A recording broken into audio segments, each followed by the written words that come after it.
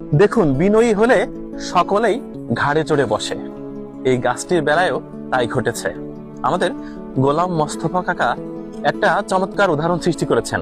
আপনি যখনই বিনয়ী হবেন, নিচু হবেন, আপনার অবস্থান থেকে আপনি অনেক বেশি বিনয়ী হলেই সকলে আপনার ঘাড়ে চড়ে বসবে, একেবারে পেয়ে বসবে।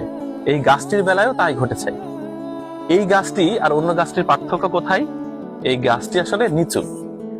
প্রাকৃতিক কারণেই এই গাছটি ভীষণ নিচু হয়েছে, ফেলে পড়েছে। তখনই তার ঘাড়ে চড়ে বসার সুযোগও তৈরি হয়েছে। আমাদের গাছই কষ্ট করে আর গাছ বেয়ে ওঠেনি, দেখেছেন? ঘাড়ে চড়ে বসে এই গাছ কাটা হচ্ছে। শুধু তাই না, এই গাছের রস অন্য যে কোনো গাছের রস থেকেও অনেক মিষ্টি আর অনেক বেশি পরিমাণেও হয়। এটি গাছিরাই বলছিলেন। দেখেন, এটা টপ টপ করে রস পড়ছে, প্রতি ন্যানো সেকেন্ডে যেন রস পড়ছে। আচ্ছা, আপনি বলুন, এই গাছের রস অনেক বেশি হয়? এই গাছের রস অনেক বেশি হয়, মানে গাছ তুলনায় রস অনেক বেশি হয়। মানে আশা করা যায় না যে এই গাছে এত রস হবে। আচ্ছা আচ্ছা, তো এই গাছ কাটারও সুবিধা ভালো, হাতের নাগাল আছে। হ্যাঁ, হাতের নাগাল আছে, কাটাও খুব সুবিধে। পৃথিবীটা এরকম না বলেন? কেউ বিনয়ী হলে সবাই ঘাড়ে চড়ে বসে, হ্যাঁ, আর যে শক্ত মানুষ, যে খারাপ মানুষ, তার থেকে সবাই দূরে থাকে। দূরে থাকে। এই গাছটি দিয়ে আসলে এরকমই বোঝা গেল, এই সমাজে যারা নিচু থাকে, অর্থাৎ নিজেকে একটু নিচু অবস্থানে রাখে, আমাদের বিশ্বকবি শ্রী রবীন্দ্রনাথ ঠাকুরের সেই বিখ্যাত উক্তির কথা মনে আছে? উনি একবার লিখেছিলেন, আমার মধ্যে অহংকার আছে এবং আমি অহংকার করছি না মানেই আমি বিনয়ী। তো এই গাছটির বেলায়ও তাই ঘটেছে।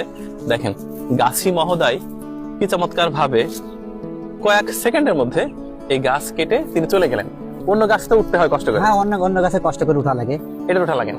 উঠা লাগে না। তা আমাদের সমাজেও তো এরকম। হ্যাঁ, আমাদের সমাজ তো এরকমই চলছে, যে একটু নরম, হ্যাঁ, ভদ্র, সবাই তার মাথার বাড়ি দিয়ে তার দাবন করে রাখছে। আচ্ছা, তা আপনিও তাই করলেন। হ্যাঁ, একদম ঘোড়ার পিঠের মতো এই গাছের উপরে উঠে আমাদের গাছি মহোদয় এই গাছটি কাটলেন, এবং এই গাছে উনি বলছেন যে অন্যান্য গাছ থেকে এরা বেশি রস দেয়। আসলেই তো তাই।